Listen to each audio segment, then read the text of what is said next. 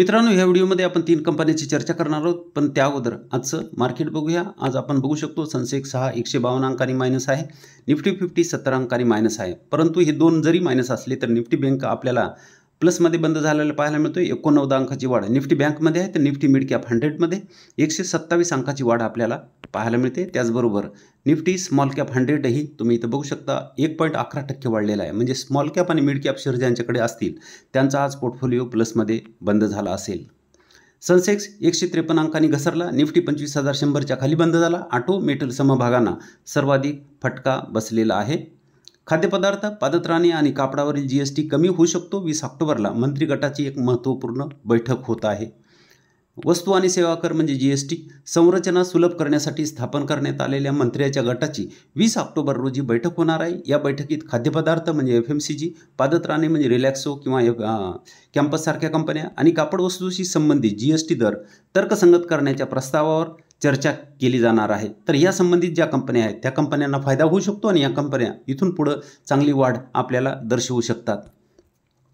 Angel one shares उत्कृष्ट तिमाही निकाल काल यांचे निकाल आले आणि निकाल चांगले आले होते, त्यामुळे शेअर आज 15% वाढलेला आहे। 15%पेक्षा जास्त वाढला आहे। अजून किती वाढू शकतो ते आपण बघूया। चालू आर्थिक वर्ष 2024-25 ची दुसरी तिमाही जुलै सप्टेंबर 2024 अग्रगण्य ब्रोकरेज फर्म एंजल वनसाठी उत्कृष्ट होती। त्याचा परिणाम आज एंजल वनच्या शेअरवरही दिसून आला। सुमारे 7%च्या वाढीसह उघडला आणि नंतर ते वाढतच गेला। बीएससीच्या आंतर दिवसात सुमारे 15%ची उसळी घेतली। या रॅलीचा फायदा घेत प्रॉफिट बुकिंगही झाली, परंतु अजूनही तो मजबूत स्थितीमध्ये आहे। सप्टेंबर तिमाहीत एंजल वनचा महसूल वार्षिक 44% वाढला, म्हणजे सेल्स जो आहे तो 44% वाढला आहे।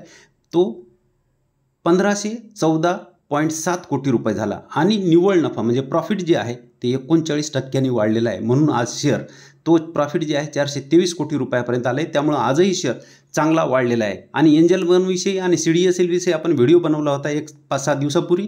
त्यावेळेस सांगितलं होतं की हा शेअर इथून पुढे वाढू शकतो आणि ह्या शेअरवर त्याच्यानंतर बरीच वाढ झालेली आहे। इथं बघू शकता एंजल वन 3222 वर आलेला आहे। इथं बघू शकता 3222 आज 18.38% एंजल वन वाढलेला आहे।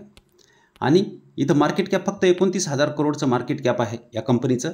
आणि आपण इथं जर खाली पाहिलं तर ह्या कंपनीचे EPSही चांगले वाढत आहेत, म्हणजे कंपनी चांगलं प्रॉफिट जनरेट करत आहे। आणि मिड इन पीच्या खाली कंपनी मिळत होती, आता मिड इन पी जवळ कंपनी मिळत आहे। अजूनही महाग नाही, अजूनही खरेदी करणाऱ्याला चांगला इथून फायदा होऊ शकतो, कारण ह्या कंपनीचा जो PE आहे तो PE अजून जास्त महाग झालेला नाही। 20च्या आसपास हा PE पाहायला मिळतोय आपल्याला।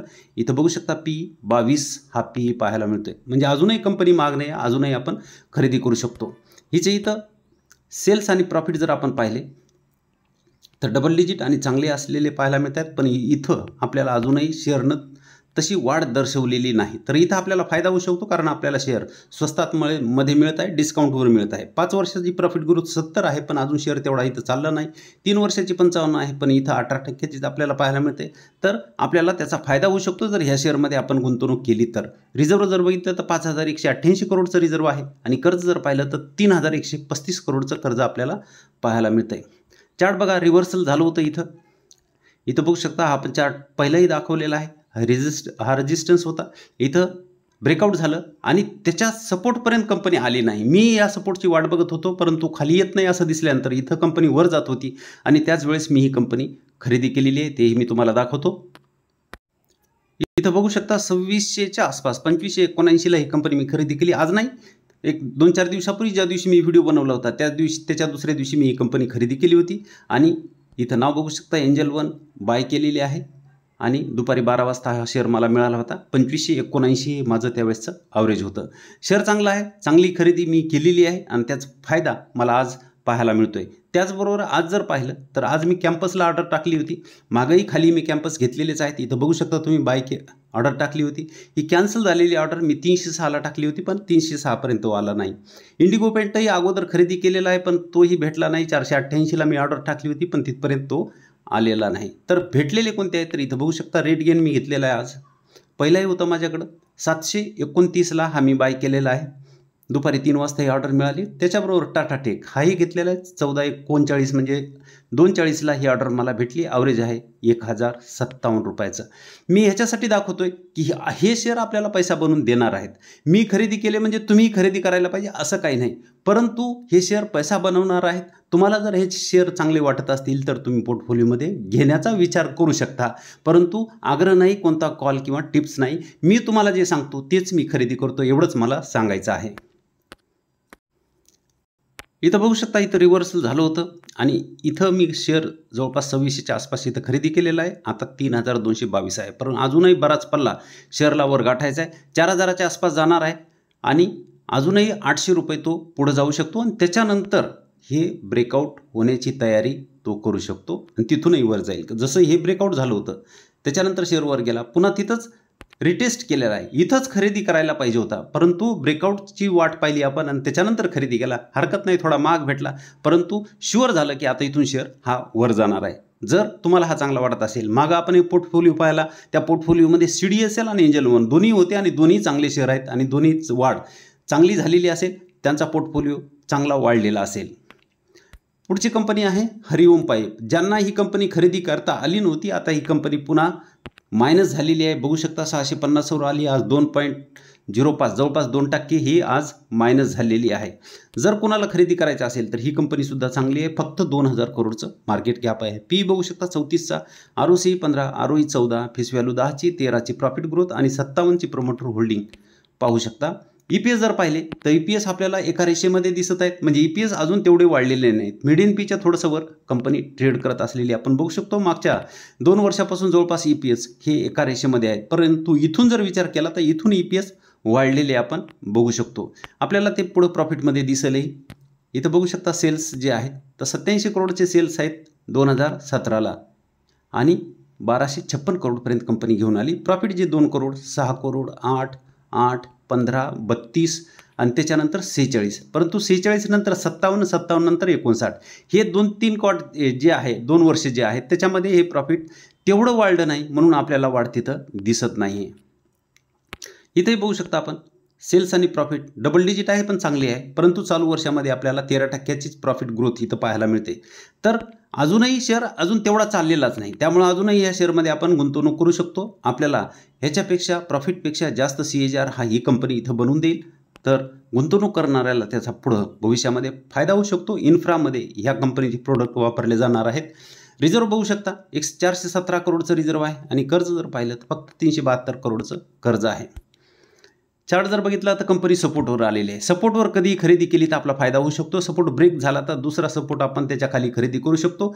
दुसरा सपोर्ट आहे इथं जर आपण पाहिलं तर 590च्या आसपास, त्याच्यानंतर जर पाहिलं तर 540च्या आसपास, त्याच्यानंतर 50 रुपयाला हा सपोर्ट आपण इथं बघू शकतो. सध्या कंपनी 640च्या सपोर्ट घेऊन 647वर ट्रेड करत आहे.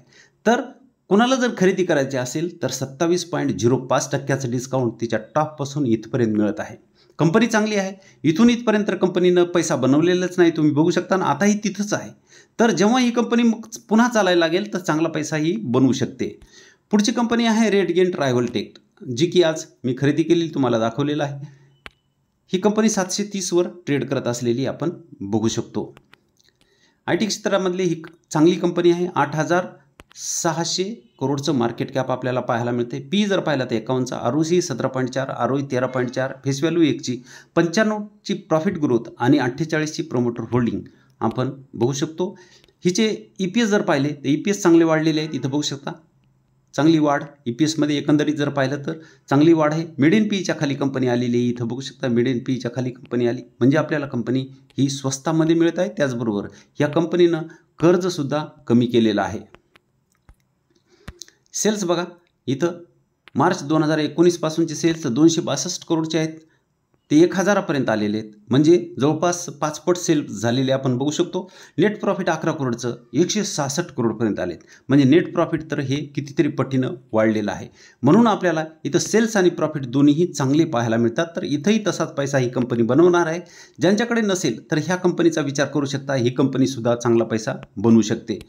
रिझर्व बघू शकता, रिझर्व 1439 करोडचं रिझर्व आहे आणि कर्ज जर पाहिलं तर फक्त 17 करोडचं कर्ज आहे, जे की मागच्या क्वार्टरला 18 करोडचं होतं. तर कर्ज हे कंपनीनं कमी केलेलं आहे.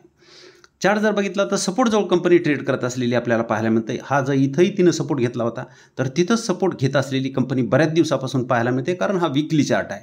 तर एक कॅन्डल ही एका आठवड्याचे म्हणजे 2 महिन्यापेक्षाही जास्त वेळ ही कंपनी त्या सपोर्टजवळ ट्रेड करत असलेली आपल्याला पाहायला मिळते. आणि तिच्या टॉपपासूनचं इथपर्यंत जे डिस्काउंट आहे ते 20% आहे. म्हणजे आपण खरेदीला सुरू करू शकतो. दुसरा सपोर्ट त्याच्या खालचा 650चा आहे. म्हणजे ह्या 730ला आणि त्याच्यानंतर खाली आली तर 650ला अशी कंपनी आपण ही खरेदी करू शकतो. आणि हा जो यू पॅटर्न होता त्या यू पॅटर्नचा इथं ब्रेकआउट झाला, तिथंच सपोर्ट घेतला आणि तिथून कंपनी वर चालली. त्यामुळं पॅटर्न ते एकदम चांगला आहे. कंपनी चांगला पैसा बनवू शकते. प्रॉफिट कंपनीचं चांगलं आहे. तर मित्रांनो, ह्या होत्या 3 कंपन्या. तिन्ही कंपन्या चांगल्या आहेत, पोर्टफोलिओमध्ये ठेवण्यासारख्या आहेत आणि पुढं ह्या कंपन्या आपल्या पोर्टफोलिओला वर घेऊन जाऊ शकतात. प्रॉफिट लवकर वाढवणाऱ्या ह्या कंपन्या आहेत. तर ह्या कंपन्याबद्दल तुम्ही विचार करू शकता, अभ्यास करू शकता आणि नंतर निर्णय घेऊ शकता, कारण व्हिडिओ फक्त अभ्यास म्हणून बनवला आहे, कोणताही कॉल किंवा टिप्स नाही. व्हिडिओ जर तुम्हाला चांगला वाटला तर व्हिडिओला लाईक करा, शेअर करा व चॅनलवर नवीन असाल तर सबस्क्राईब करायला विसरू नका. धन्यवाद.